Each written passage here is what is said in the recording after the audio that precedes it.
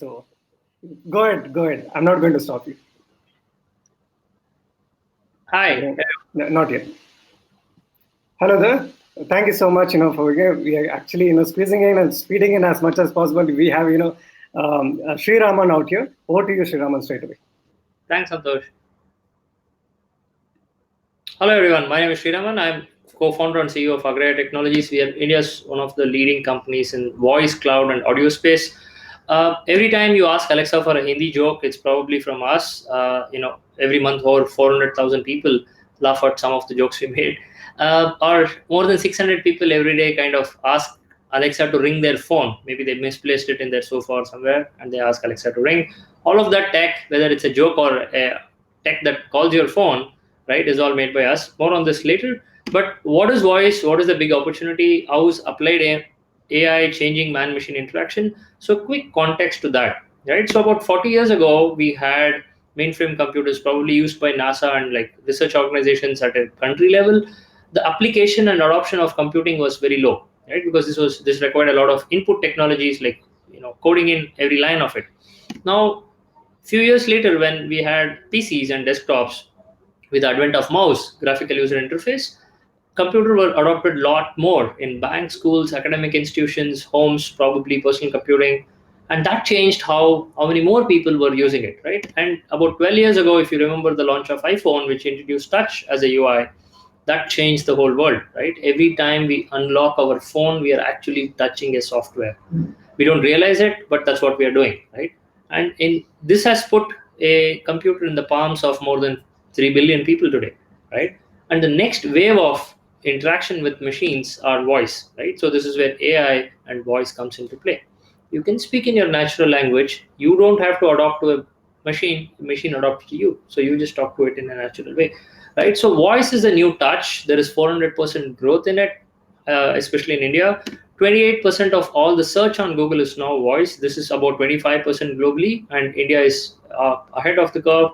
And voice can get things done. It's not a nice to do or a fancy things that you would otherwise do with a maybe build a VR app or something like that. Those are nice delight moments, but voice is becoming a very fundamental way of man-machine interaction.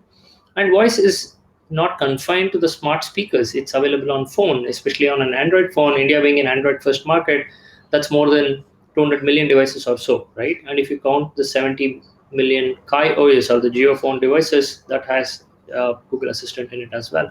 So voice is very, very critical if you're looking at the next wave of technology in India and how to build anything in scale, right? So just a few elements of this. The voice assistant, as we call it, is your Siri, your Alexa, your Google Assistant. The app that we build, right, on a web, we build a website. On a mobile, we build an app. On voice, we build an app, or it is called as Alexa skill because you are upskilling her to do things, or it's called as action on Google, right? You're telling Google Assistant what to do. And then there are the devices which are at play, right? So these devices could be the speakers, phones, apps, etc., right? So if you look at application of it, right, where is it coming from? What is the depth and width of this application? I'd like to use this analogy like Alexa and Google Assistant are like a genie, but it lives in many lamps, right?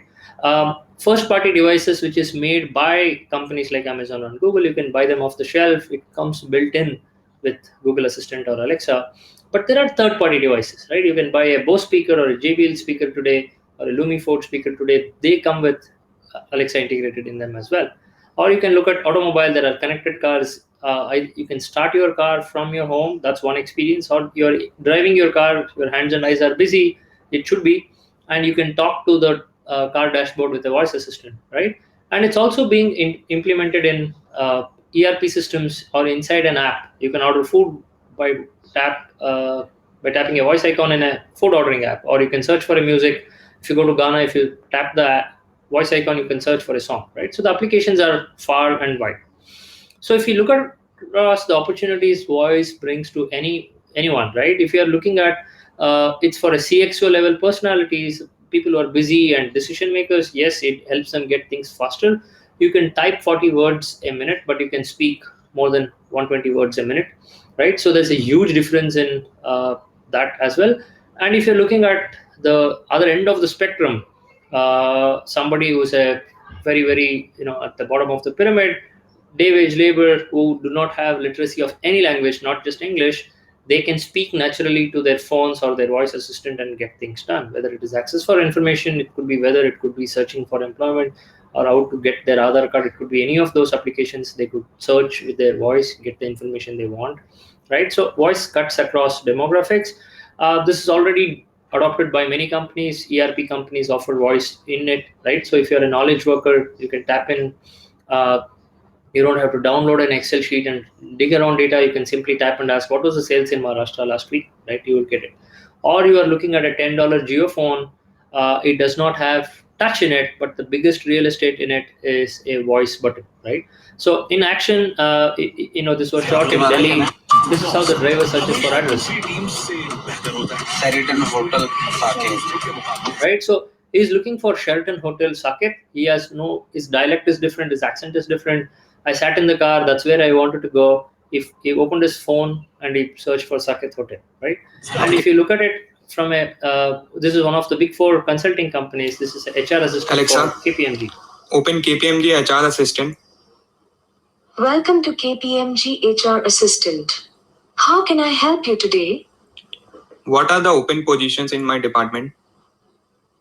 For your department 1610, there are currently 6 open positions. How many vacancies are at assistant manager level? There are 2 vacancies at the assistant manager level. This keeps going on, right? You can even approve things. January 2020. Leave hours 16. Leave type annual leave. You currently have 1 open leave request. Yeah. The details are as follows. So you could approve the leave. You can Alexa, check for what is going on. So this can be done across functional roles, right? It could be done for sales. It could be done for human resources. It could be done for MIS, for decision makers. It cuts across all of it, right? So the way we have implemented is you give a API call from your ERP or your CRM, and then you integrate it with a voice. So instead of staring at a computer screen or digging for data, you just ask and you get it conversationally, right? So we are also working with leading automakers. You could start your car from your home. It's summertime. You would like to start your car, set the AC temperature. Maybe 10 minutes later, you can walk into your car. Or when you are driving, we get calls from our home all the time. Where are you, or what time are you reaching? They can ask the Alexa saying, "Hey, when is my Honda car coming home, right? Or when is my husband's car coming home?" Something like this, and it'll say that it's on the road. It's 20 minutes away from your location, something like that, right? So we are building experiences like this as well. And here is another example that voice assistant is not just confined to a device sold by an Amazon or Google. This was Alexa, what's the weather? Currently, in Mumbai, Maharashtra, it's 27 degrees Celsius with cloudy skies. So this was built by us for a speaker brand called Lumiford. They're one of the fastest selling brand in Amazon.com and other stores, right? So the idea was, how can we convert a regular Bluetooth speaker into an Alexa compatible device as well, right? So today, if you go to a appliances store like a Chroma or Vijay Sales, you will see a lot of appliances that comes with Alexa built in. Now, this is the beauty of the platform that Amazon or Google is building. Anyone can use, any device maker can use it to convert their regular devices into a smart device, right? So if you ask me, where is the AI in this whole experiences, right?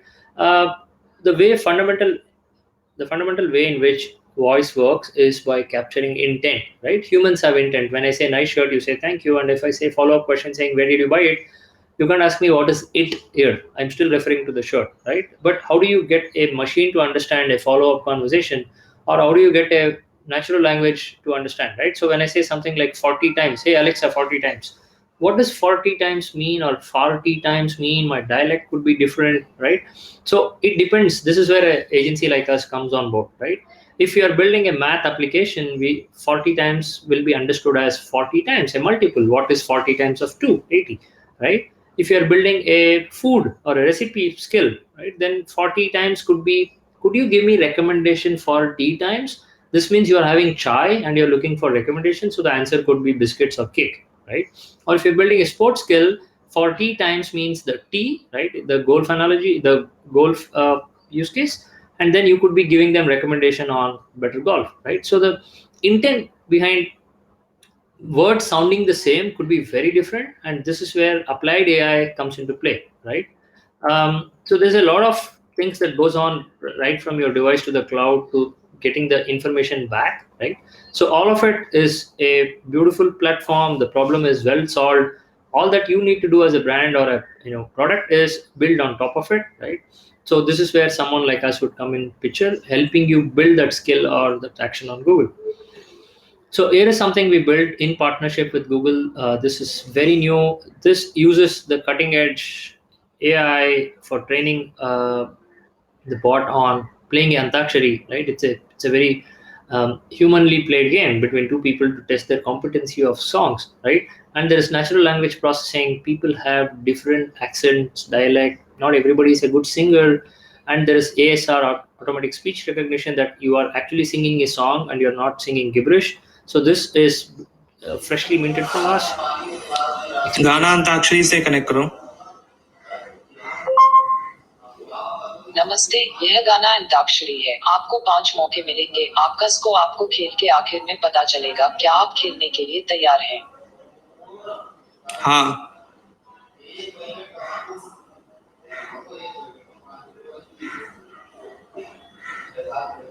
चलिए मैं तसे गाना शुरू करती हूँ। तू जी सकती नहीं, मैं जी सकता नहीं, कोई दूसरी मैं शर्ता भी रखता नहीं, क्या तेरे बाजो मेरा। अब आपको रसे गाना है। रुक जा ओ दिल दीवाने, पूछूं तो मैं जरा.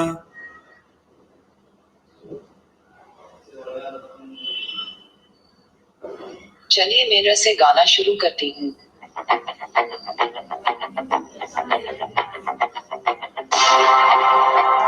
So it knows what is the last ending syllable of this song the human sang, right? And then it goes quickly fetches a song that is matching that first character, comes back and sings it back, right? This, in essence, for an end user, it's smooth, easy. You can be sitting in a bus and playing this, but to build it, it takes a lot of applied AI, and the kind of programming that you need to do this is a lot. But that's the fun part of it, right?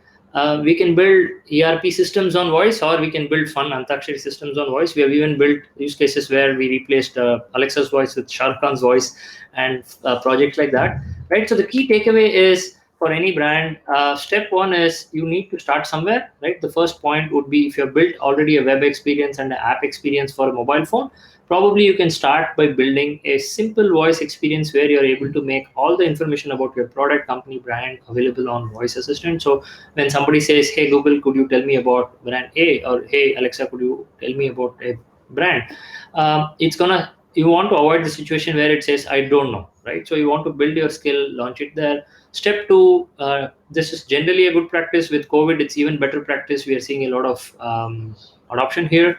How do you empower your customer to self-serve, right? So instead of calling a call center, or instead of walking to a store, or instead of talking to a dealer or an agent, how can a customer self-serve? It could be for booking an automobile, it could be a product review, or for a BFSI, it could be what is my account balance, things like that. All of this is possible today. There are companies who have already made it. Even banking transaction, you can transfer money to a pre-registered beneficiary, right? The third one is delight. This is purely a marketing kind of an experience where you build podcasts, you build audio stories, you build content, and you're able to delight your customers. So this is similar to the Antakshari experience that we saw, or investor education that some of our brands do in the BFSI space. So that even transcends language barrier. You are not talking to a customer in the default Alexa or Google voice, but you are able to do it with a good voiceover artist, record it, and then play it to them. So these are all the storytelling experiences part of brand building, right? So that's about us. We work with clients across India and US, a good set of roster here.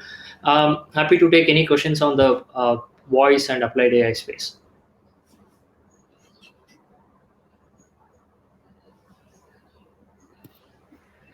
Yes, hi. Thank you so much, Sreeraman. It was very interactive, actually. Sure. Can we look at some questions? Okay. So I think you can key the questions at the question section, members, audience, or maybe you can raise a hand and be on stage to ask a question.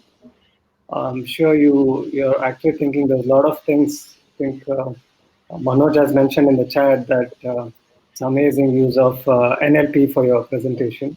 So any questions, members? We'd be happy to actually take it up. Could you your contact details screen again? Okay, Manoj, they're asking for your contact details screen. Okay, okay, it's already there. Okay, yes, Manoj, you have it. So anyone wants to put up some questions out there? We'll be happy to actually address it right now. Okay, what's the output in 40 times example if it's Right. a common Alexa? Okay. Yeah, so if you generally say Alexa 40 times, it's not going to make any sense. It will ask for what did you mean? Could I help you with? It is going to recommend you a skill that matches the intent, right? But if you say something like, hey, it is hot outside, I want to feel a little cooler. Could you tell me a milkshake recipe? So then you use the terms like hot, cool, cold, all of it in one sentence, but it knows you're asking for a milkshake recipe, right? So whether it's Alexa or Google Assistant, both of them are programmed to understand the intent behind what humans are saying. Try it, in fact. Sure. Okay. There's one more question I think you can see in the question section, Sreeraman. So, how do you see security on using such devices? For example, is login to my HR system. How do you manage that? Oh, it's very, very simple. It's what we call as Active Directory, or Microsoft Active Directory, or AWS calls it as Federation, right?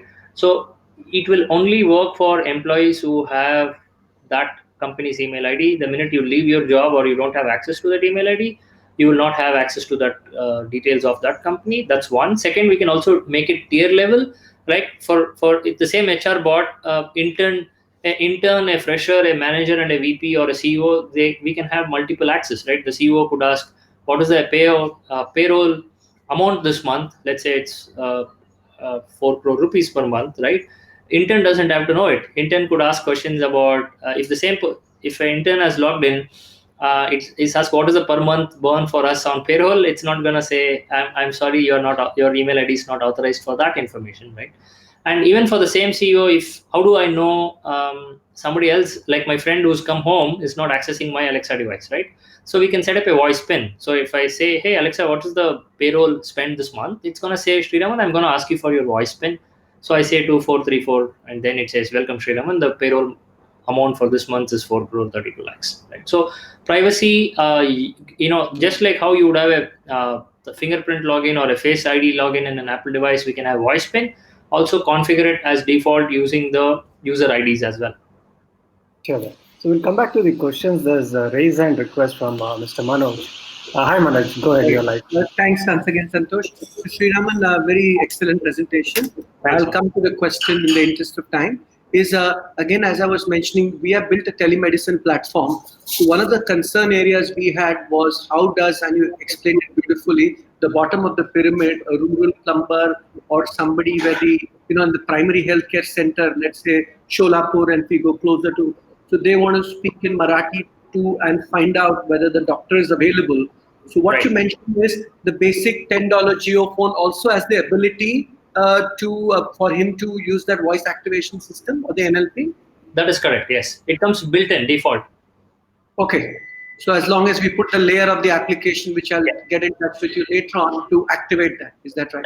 That is correct. That was our concern on how those guys, because they have to use their phone to reach out to the doctor and set an appointment, so they could use that to do that. Correct. All you have to do is build action on Google or an app equivalent on top of it. That's all you need to do. Okay. Yeah. Thanks. Sure, then. Thank you.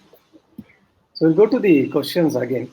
I think this security stuff, I was about to ask this question of Akansha as well. How about privacy issues, right?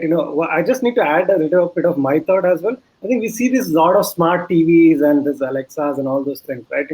It unknowingly picks up data. So I think that's a big concern. So your thoughts on your answer? Yeah, sure. So every connected device, whether it's your mobile phone, last week's talks, if you remember, Jaspreet and others, brilliant presentations, right? how does Google Map work? Because every time your phone is sending a small KB of data to Google, saying that's how the traffic congestion and other things are mapped. Every connected device, right from the laptop that I'm using now, has some amount of my data or our data, right? But in voice, you get a log of all the things you have said, just like your YouTube browsing history or your Google search history. On voice also, you get a log of all the things you have said to the bot and what the bot has understood, and you also have the option to clear it, right? So that data is only seen by you, right? Even if you're using, let's say, a pizza ordering skill, the pizza company can only get the anonymized data. It doesn't know it is Sreeraman saying other things, right? They only get data of I ordered a margherita pizza. But if you go to log in with your ID to your bot, I'm sorry, your Alexa or Google account, you get the entire log of your conversation. It's up to you to clear it or leave it, same as using an incognito browser or clearing your search history after using your browser. Okay, that was helpful. So thank you so much, Sreeraman, for being here.